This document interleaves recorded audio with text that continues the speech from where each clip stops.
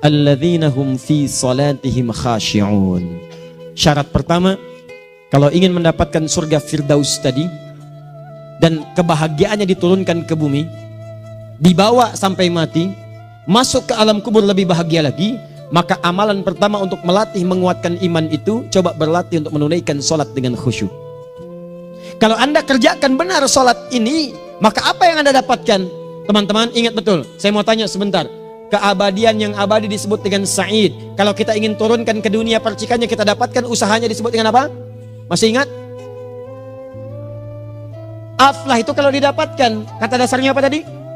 Falahun. Lihat baik-baik. Kata Allah dalam Al-Quran tadi, kalau ingin mendapatkan falahun, amalan pertama sholat. Makanya ketika dipanggil sholat, kalimat falah dilekatkan pada panggilan sholat. 5 kali diingatkan. Begitu muadzin kemudian azan memanggil Anda, hayya 'alas shalah. Anda bertanya, ya Allah kenapa kami mesti sholat? Dijawab, hayya 'alal falah. Yuk, pagi yuk. Yang sejati datang sini. Belum dapat sujud, belum dapat ruku, saya berikan. Makanya ketika orang sholatnya benar, dia akan mendapatkan 5 keutamaan. Saat di dunia nih, belum ke akhirat, 5 keutamaan yang tidak diberikan pada orang yang tidak sholat. Atau orang sholat tapi sholatnya nggak khusyuk. Sebab syarat mendapatkannya khusyuk. Alladzina hum fi sholatihim khasyi'un. Bukan alladzina hum fi sholatihim saja, tapi ada kalimat khasyi'un. Artinya yang tidak khusyuk saja nggak akan dapat, apalagi yang nggak sholat. Apa yang 5 ini? Lihat baik-baik. 1. Orang yang sholatnya benar, pertama kali sebelum mendapatkan kebahagiaan hakiki dari Allah Subhanahu wa Ta'ala, akan dirubah dulu perilaku hidupnya menjadi perilaku yang lebih baik. Kalau orang itu sholatnya benar, maka sholat itu akan melatih dia untuk berubah, bertransformasi jadi orang baik. Itu ada di Quran surah ke-29 ayat ke-45. Innas sholata tanha anil fahsya'i wal munkar. Sumber keburukan cuma 2, kalau bukan fahsya itu munkar. Maaf, pornografi, porno aksi, LGBT, kata-kata jorok, kotor itu fahsya. Di orang sholat kata Allah, mustahil berkata-kata kotor. Orang sholat tidak akan pernah mencela. Orang sholat tidak punya kata-kata jorok.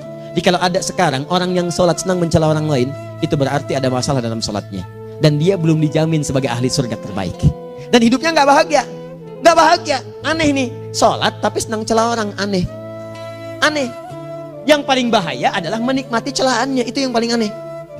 Anda ngaji.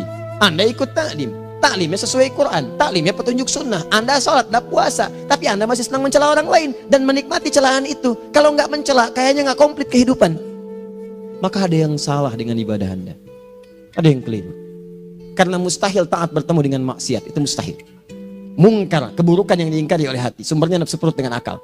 Bohong, mencuri, menipu, membunuh, merampok, membegal, mabuk dan sebagainya. Itu namanya mungkar. Orang sholat gak mungkin mengerjakan mungkar. Jadi kalau sholat kita benar, cukuplah Anda sholat, maka Anda akan jadi orang baik. Makanya kata Nabi, Anda punya anak dari kecil ajarin sholat. Sholat kalau naik jadi balik, kerjakan terus. Kasih pelajaran membuat dia mengerti. Kalau masih susah, berikan pelajaran. Ini sering diterjemahkan dengan memukul. Mukul di Arab beda dengan konteks mukul sekarang. Mukul di Arab tuh ngasih pelajaran supaya ngerti. Anda bisa terjemahkan dengan konteks lain. Uang jajannya tahan, yang kesukaannya simpan dulu. Bisa dengan konteks kekinian. Tapi poinnya, kenapa anak Anda dari kecil ajarin sholat, sampai kenalkan dengan masjid, ajari 3 tahun bawa ke masjid, kenalkan dengan masjid. Gak ada masalah lari-lari itu sebelum waktu sholat. Kenalkan dulu. Dulu orang-orang tuh begitu, sebelum waktunya dikenalkan, jalan, begitu lari, biarin dulu. Setelah itu diberi pengertian. Nah, ini bukan tempat berlari, yang berlari di sana nanti, yang di sini nanti akan ada orang-orang baik semuanya. Terus Anda lihat berbaris, baris rapi. Kalau pengen baik ikutan baris nanti. Terus nanti ada yang mimpin di depan, namanya imam. Imam itu siapa ya? Tetangga kita bukan yang Pak Imam, bukan. Bukan. Kalau tetangga kita namanya Imam S. Arifin. Kalau yang ini imam sholat namanya. Imam sholat itu nanti akan pimpin menyembah Allah. Allah siapa ya? Allah itulah yang memberikan ayah rizki.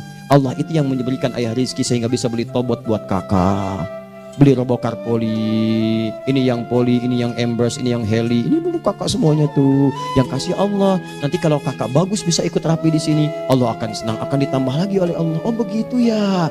Datang, begitu caranya.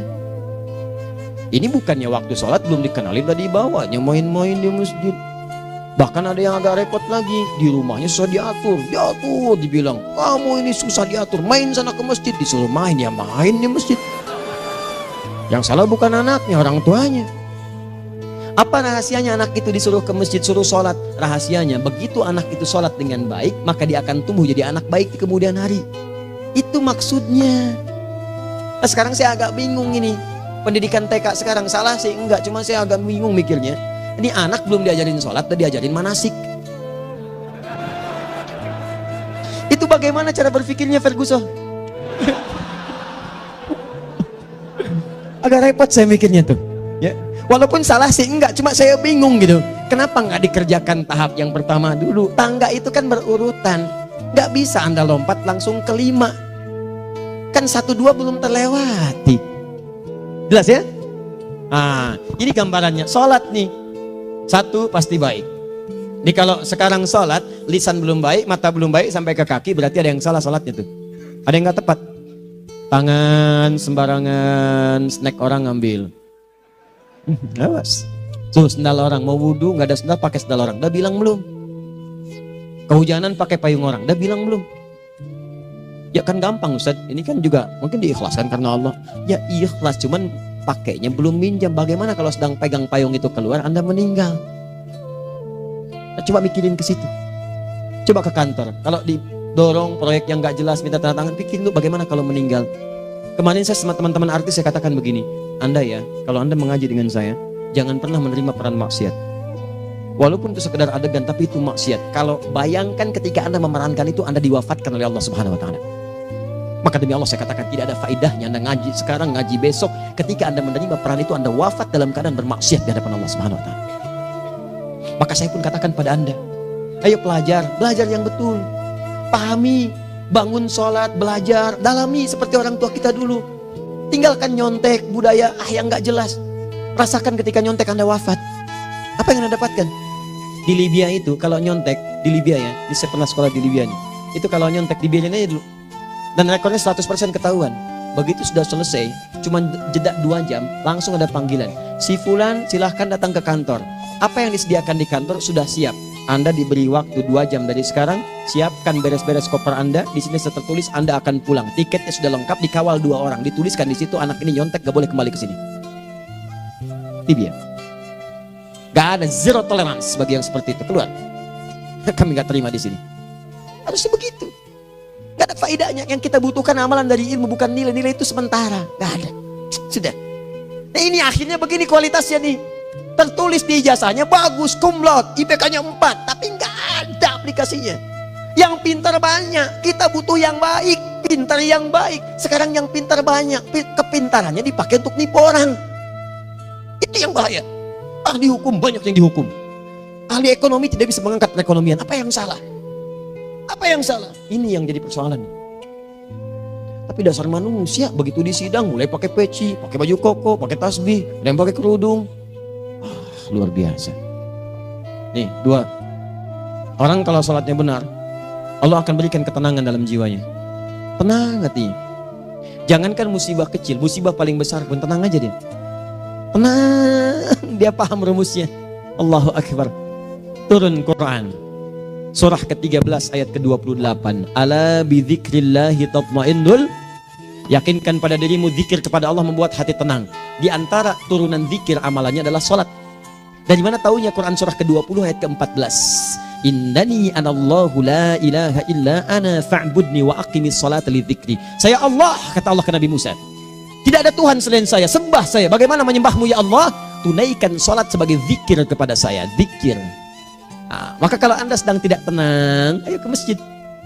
Banyak zikir itu, baca Quran zikir. Quran surah 15 ayat 9. Inna nahnu nazzalna dzikra. Kami turunkan Al-Quran sebagai zikir. Jadi kalau Anda sedang baca Al-Quran, Anda sedang berzikir. Ibu kalau sedang gak tenang, Bu, gelisah, gak enak, gak usah mengeluh, apalagi bikin status gak karuan. Ibu wudhu, ambil mushaf baca. Begitu sedang baca ada ketenangan dalam jiwa. Berdoa, zikir. Kalau sedang gak tenang, besok ada proyek, doa dulu. Doa itu memberikan ketenangan. Makanya doa disebut dengan zikir. Quran surah ke-7 ayat 205. Wadhkur rabbaka fi nafsika tadarruan wa khifatan wa dunal jahri minal qaul. Ayo berzikir, minta kepada Allah dengan segenap jiwamu, mohon dengan penuh ketawaduan. nanti ketenangan diberikan. Menghafal Quran, baca itu zikir. Quran surah ke-54 ayat 17, 22, 32, 40. Walaqad yassarnal Qur'ana lidzikri fahal min muddakir. Menyebut nama Allah Al-Asmaul Husna itu zikir. Sedang ada persoalan, ya Allah, ya Allah, ya Allah, ya Rahman, ya Rahim, ya Malik, ya Qudus, ya Allah, ya Allah, ya Allah, ya Allah. Zikir. Dalilnya Quran surah kedua ayat 152. Fadhkuruni azkurkum. Sebut namaku, zikir. Apapun akan mengingatmu. Gimana menyebutnya? Ditafsir di Quran surah 17. Ayat keberapa? 110. Qulid Allah awid Rahman ayyamma tad'u falahul asmaul husna. Sebut nama Allah. Itu menenteramkan pada jiwa. Sedangkan sholat gabungan dari semua zikir tadi. Bukankah dalam sholat Anda baca Al-Quran? Bukankah dalam sholat Anda menghafal Al-Quran? Bukankah dalam sholat Anda berdoa? Bukankah dalam sholat Anda istighfar? Anda mohon digabungkan semua itu. Amalan sholat menggabungkan semua jenis zikir. Masa Anda nggak tenang juga? Makanya sholat, jangankan sholat ya, tempat sholat itu yang menenangkan. Tempat sholat, tempat paling tenang di muka bumi. Kalau nggak percaya silahkan. Ya, Anda sebelum masuk ke Istiqomah ini, begitu Anda masuk kan perasaannya beda kan? Lain. Silahkan cek kalau cari ketenangan datang ke masjid. Masuk, wudhu masuk, sholat 2 rakaat tenang. Dekat kipas angin, saking tenangnya, plek ngantuk tidur. Beneran, enak. Makanya saat Ramadan kalau orang pengen cari ketenangan, lihat di perusahaan-perusahaan penuh tuh musola, pada tidur. Ya, mengamalkan hadis palsu. Ya, dia musoim ibadah, tidurnya orang puasa ibadah, hadis palsu. Nah, itu teman-teman. Itu gambarannya tiga. Orang yang sholatnya khusyuk benar, itu dijamin langsung oleh Allah Subhanahu wa Ta'ala akan dimudahkan semua urusan hidupnya termasuk rezekinya. Ini yang saya katakan. Jadi saya katakan tadi, di akhirat ini, di surga, rezeki tinggal ngambil. Anda kalau benar sholatnya, itu langsung dijanjikan oleh Allah. Rezeki itu nggak perlu Anda banyak pikirkan. Ikhtiar sedikit datang. Bahkan dari sisi yang tidak Anda duga. Apa dalilnya? Quran surah ke-65 ayat 2 dan 3. Ditafsir di Al-Baqarah ayat 2 dan 3. Wa may yattaqillaha yaj'al lahu makhraja. Ada orang yang meningkatkan takwanya kepada Allah, kami mudahkan urusan hidupnya. Setiap persoalannya diberikan jalan keluar, mudah. Solusi. Setiap ada problematika, ada solusi. Wa yarzuqhu min haitsu la yahtasib. Dan kalau dia ingin mendapatkan rezeki, bahkan kami kirimkan dari sisi yang tidak dia duga. Orang lain capek ini datang lagi, tawaran proyek datang lagi. Utsman tuh Masya Allah, kayanya banyak. Tapi yang paling dirindukan bukan saat mendapatkan peningkatan omsetnya, yaitu saat dia mendapatkan waktu khusus dengan Allah untuk sholat. Malam hari sampai-sampainya sempat sholat tahajud sampai khatam Al-Quran. Abdurrahman bin Auf demikian, Tamim Ad-Dari demikian. Sholat karena tahu sholat itu meningkatkan rizki.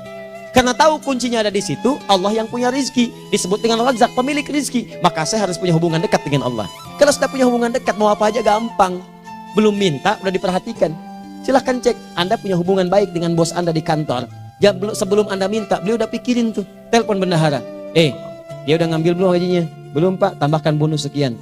Kenapa? Karena dia mengawasi Anda. Allah maha tahu dibandingkan dengan bos Anda. Mendekat kepada Allah, semua diperhatikan oleh Allah. Siapa orang takwa itu? Kalimat takwa pertama di Al-Quran Al-Baqarah ayat 2, amalannya ayat 3. Dzalikal kitabu la raiba fihi hudal lil. Siapa mutakin itu ayat 3-nya? Alladzina yu'minuna bil ghaib wa yuqimunas shalah. Gampang. Kalau pengen mudah hidupnya gampang. Biaya nggak mahal, tenaga nggak banyak, tingkatkan takwa nih. Jadi kalau hidup Anda masih susah, di kantor champion, di rumah tangga bermasalah terus, atau sebaliknya, maka boleh jadi kalau gelar Anda tinggi, harta Anda banyak, tapi selalu punya masalah. Bukan Anda kurang hebat, bukan Anda kurang kedudukan, bukan Anda kurang kaya, Anda kurang takwa. Dan yang paling dahsyat, mungkin sholat Anda belum berkualitas. 4. Orang yang sholatnya benar, khusyuk dia. Bahkan saat sholat itu kalau dia minta, maka seketika doanya akan dikabulkan. Tanpa diskusi, langsung seketika. Contoh, Quran surah ketiga ayat 38-39. Demi Allah saya katakan, Nabi Zakaria punya masalahnya pelik. Sudah berumah tangga, istrinya divonis monopos, maaf bahkan mandul. Gak mungkin punya keturunan. Maka apa yang beliau kerjakan? Secara singkat beliau sholat. Begitu sholat minta kepada Allah. Hunalika da'a Zakaria rabbah. Di mihrab itu beliau bermohon kepada Allah. Bermohonnya sambil sholat. Qala rabbi habli min ladunka dzurriyyatan thayyibah innaka sami'ud du'a. Ya Allah, mereka katakan saya nggak mungkin punya keturunan. Sekarang saya ingin katakan, ya Allah, saya hanya minta darimu saja, saya nggak akan dengarkan mereka. Ya Allah, mohon Engkau maha mendengar, ya Allah. Maha mendengar doa saya. Kalau kepada yang maha mendengar aja nggak mengabulkan, kepada siapa lagi saya mesti minta? Apa yang terjadi? Fanadatul malaikatu wa huwa qa'imun yusalli fil mihrab. turun malaikat mengabarkan, sedangkan beliau masih sholat, belum selesai dalam sholatnya. Sholat khusyuk itu belum selesai sholat aja dikabulkan, doa sudah turun. Sholatnya belum selesai, doa sudah dikabulkan. Annallaha yubashshiruka bi Yahya. Allah kasih kabar gembira, doa kamu didengar, dikabulkan, kamu akan punya anak, namanya langsung dari Allah Yahya, artinya hidup yang mustahil menurut manusia. Lahir seorang dari rahim perempuan yang menepus dan mandul, bayi yang hidup, kata Allah nggak ada yang mustahil bagiku, jadi dan jadi dia. Berita baiknya, Nabi Zakaria sholat dikabulkan. Umat Nabi Muhammad sebelum sholat sudah ditunggu oleh Allah, mau minta apa aku kabulkan sekarang. Hadisnya qudsi, saya bacakan. Hadatsana qala Rasulullah sallallahu alaihi wasallam, qala Allah azza wa jalla, qasamtu shalah baini wa baina abdi. Kata Allah, saya bagi dua ya salat antara aku dengan hambaku. Wali abdi ma sa'ala. Kalau hambaku benar salatnya, aku berikan apapun yang dia minta sekarang. Idza qala al-abdu alhamdulillahi rabbil alamin. Bagian pertama, kalau hamba benar nih baca Al-Fatihahnya dari alhamdulillahi rabbil alamin, kalau Allah azza wa jalla dijawab oleh Allah, hamadani abdi, hambaku sedang memujiku. Wa idza qala ar-rahmanir rahim, jika hambaku berkata ar-rahmanir rahim, qala Allah azza wa jalla asna alayya abdi, hambaku sedang menyanjungku. Wa idza qala maliki yaumiddin, qala Allah azza wa jalla majjadani abdi, kalau hambaku mengatakan maliki yaumiddin, kata Allah hambaku sedang mengagungkanku. Perhatikan sekarang. Wa idza qala al-'abdu iyyaka na'budu wa iyyaka nasta'in, jika hambaku berkata sekarang, ya Allah, kami sekarang ibadah, salat menyembahmu, dan kami sekarang sedang punya masalah, kami hanya minta tolong kepadamu ya Rabb. Apa jawabannya? Beda dengan sebelumnya. Kata Allah, hadza baini wa baina abdi, inilah perjanjian antara aku dengan hambaku. Wali abdi, kalau hambaku benar khusyuk salatnya sampai detik ini, baru sampai Al-Fatihah itu pun belum tuntas. Baru sampai Al-Fatihah itu pun belum tuntas. Kalau benar bacaannya betul salatnya dari takbir sampai dengan selesainya, sampai ayat itu, iyyaka na'budu wa iyyaka nasta'in, kata Allah, masalah apapun yang dia minta sekarang aku akan kabulkan. Besok saya kasih rahasia yang di KBP. Ada awal pembuka di awal sebelum Al-Fatihah yang kalau Anda benar bacanya, itu pengantar kepada pengabulan doa di Al-Fatihah. Apa itu? Besok. 5. Yang kelima ini yang paling diharapkan, dan ini penutup dalam kajian kita malam ini. Teman-teman sekalian, perhatikan baik-baik. Jika Anda benar mengerjakannya, maka Allah akan jamin langsung Anda akan mendapatkan kesuksesan dan kebahagiaan di semua aktivitas Anda. Kalau jadi suami, suami yang sukses, rumah tangga yang bahagia. Kalau jadi pegawai, pegawai yang sukses, dan di kantor bahagia. Masih ingat? Kesuksesan yang menghadirkan kebahagiaan, konteksnya dunia disebut dengan falah, dipegang disebut dengan aflah. Dikembalikan lagi ke atas, ke surah ke-23 ayat 1 dan 2. Qad aflahal mu'minun. Apa amalannya? Alladzina hum fi salatihim khashi'un. Persoalannya, kalau Anda salat belum mendapatkan satu di antara 5 ini, apa masalahnya? Pertama masalahnya, kata Al-Quran, boleh jadi yang salat itu belum khusyuk. Apa itu khusyuk? 2 maknanya, dan saya tutup di sini. Apa yang 2 itu? 1, kebanyakan orang salat masih membawa dunia dalam salatnya. Makanya kalau pengen khusyuk, kata Allah, maka Anda rasakan akan bertemu Allah. Rumusnya Quran surah kedua ayat 45 sampai 46. Rasakan secara singkat, mungkin itu sholat terakhir yang Anda akan kerjakan dalam kehidupan. Mungkin di sholat itu Anda wafat. Kata Allah, alladzina yadhunnuna annahum mulaqu rabbihim. Orang khusyuk itu sudah kelihatan dari sebelum sholat, dia sudah merasa persiapan menghadap Allah. Persiapan ke manusia aja, dia sudah siap-siap, mandi dulu, ganti pakaian, pakai parfum, macam-macam dan sebagainya, hanya memenuhi undangan manusia. Allah mengundang Anda 5 kali dalam sehari. Ya maaf, mengabulkan doa Anda, mencukupkan kebutuhan, menyembuhkan kalau sakit, disiapkan Anda. Harusnya apa? Penampilan sempurna. Kata Quran, orang khusyuk itu kelihatan sebelum sholat, pakaiannya kelihatan. Quran surah 7 ayat 31, ya bani Adam khudzu zinatakum inda kulli masjid. Hai anak cucu Adam, kalau tiba panggilan dari masjid, kenakan pakaian terbaikmu. Di anak cucu Adam tuh kelihatan. Kalau orang khusyuk begitu adzan kelihatan pakaiannya lain. Pakaiannya indah. Khudzu zinatakum, kenakan pakaian terbaikmu. Dipakai bertemu Allah. Bertemu manusia aja pakaian bagus-bagus. Ini aneh ya. Ada orang salah ibadah aja. Orang salah ibadah pakaiannya bagus-bagus. Lihat di hari-hari tertentu besok tuh. Orang mau ke tempat masing-masing tuh. Ada yang pakai jas, pakai dasi, pakai batik, pakai kebaya. Anaknya dibawa, dikuncir 2, bawa manisan macam-macam. Mau salah ibadah aja tampilan bagus. Masa antum yang benar ibadahnya nggak bagus? Bedakan. Pakaian futsal, pakaian sholat ganti dengan yang sholat. Ini gimana pakaian sholat pakai pakaian futsal? Depannya gambar Messi, belakang Ronaldo. Repot. Malaikatnya juga bilang, kamu salah baju, harusnya Luka Modric.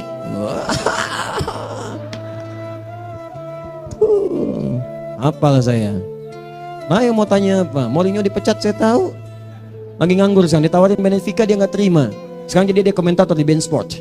Nanti sebentar lagi dia akan komentar di laga Saudi dengan Qatar dan komentar laga Arsenal dengan Ipswich. Digantikan oleh Solskjaer. Dia super sub dulu. Ya, super sub. Ya, the baby assassin, ya pembunuh yang berwajah baby face. Masuknya di akhir-akhir, gol. Sekarang melatih dia 5 kali kemenangan, belum kalah sama sekali. Saya hafal itu. Tapi masih di urutan ke-6, tapi jaraknya ke yang ke-4 itu tinggal 3 poin lagi.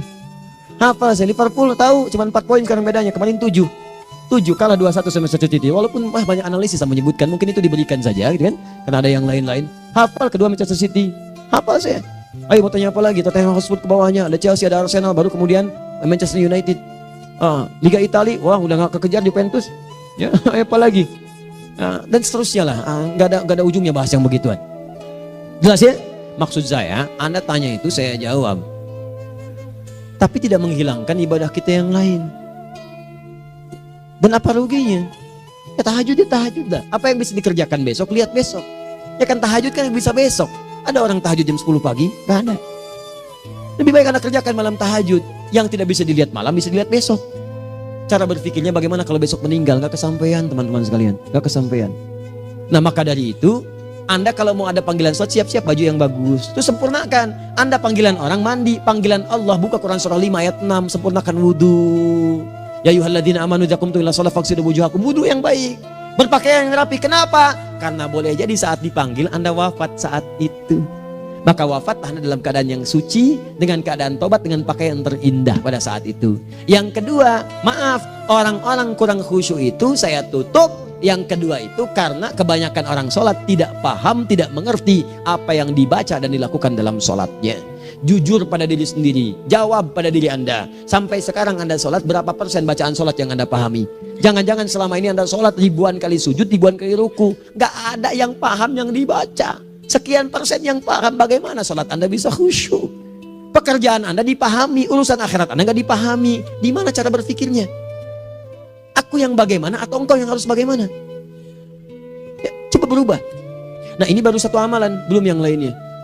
Ada 5 amalan lagi yang kalau kita bisa turunkan itu, selain sholat yang khusyuk, maka jaminan tadi akan datang. Baru sholat khusyuk aja 5 datang, apalagi ditambah dengan 5 amalan lainnya lagi. Demi Allah saya katakan, dunia kecil sekali, gak ada nilainya. Akhirat aja enak, nikmat.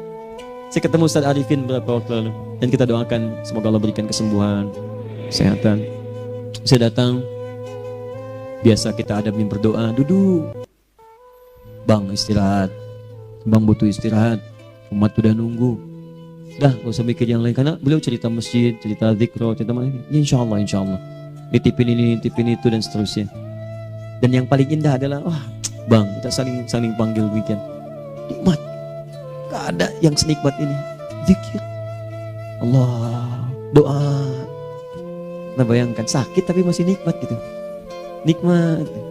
Iya bang, saya paham. Istirahat dulu. Banyakkan nanti orang jengkuk. Saya pamit dulu ya, supaya bisa istirahat, supaya tenang. Lama kita pegangan tangan, ngobrol, saling mendoakan. Itu nikmat. Dan cara berpikirnya kalau sudah pakai iman, semua nikmat. Ada uang nikmat, gak ada uang nikmat, sakit nikmat. Karena cara berpikirnya lain. Nanti kita bertemu lagi, saya terangkan pada Anda. Dan saya contohkan satu kisah. Bahkan ketika ada orang yang diuji Allah dengan ujian yang sangat luar biasa, yang menurut sementara orang itu ujian sangat luar biasa menggetarkan jiwanya dan susah untuk bertahan, tapi orang ini nikmat saja menjalaninya. Nikmat. Ada yang di rumah tangga, ada yang di macam-macam. Contohnya banyak. Satu contoh saya berikan di malam ini. Sekali suami istri, wah luar biasa. Istrinya itu cerewetnya Pak, bukan cuma cerewet, ngeselin bagi suaminya. Maaf Bu ya, bukan ibu maksudnya. Jadi semua yang dikerjakan suami salah. Pengen mangga, ayah kalau kita sekarang dibeli mangga. Kenapa mangga yang ini? Saya pengennya mangga yang lain. Belikan mangga. Kenapa beli mangga aja? Jeruknya mana? Jeruk. Semua. Pokoknya semua yang kerjakan suami salah. Tapi suami tidak pernah mengeluh.